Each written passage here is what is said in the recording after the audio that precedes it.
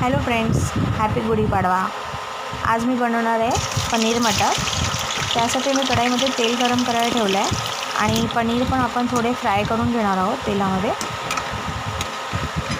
जास्त फ्राय नाही करायचे, थोडेसे करायचे। त्याच्यानंतर मी ते फ्राय केल्यानंतर त्याच्यामध्ये आलं लसूणची पेस्ट टाकते, त्यानंतर कांदा, टोमॅटो, हिरवी मिरची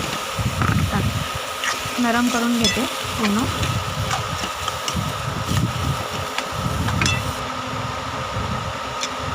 त्यामध्ये चवीनुसार मीठ टाकायचं आहे आपल्याला, हळदी पावडर, लाल तिखट 1 चमचा। त्यानंतर मटर पनीर माझ्याकडे सुहानाचं एक पॅकेट होतं, ते मी आता याच्यामध्ये ॲड करते। मटार टाकते याच्यामध्ये, सगळं मिक्स करून त्यानंतर जे पनीर फ्राय केले ते आपण ॲड करूया आणि आपली पनीर मटर भाजी रेडी आहे। थँक्यू।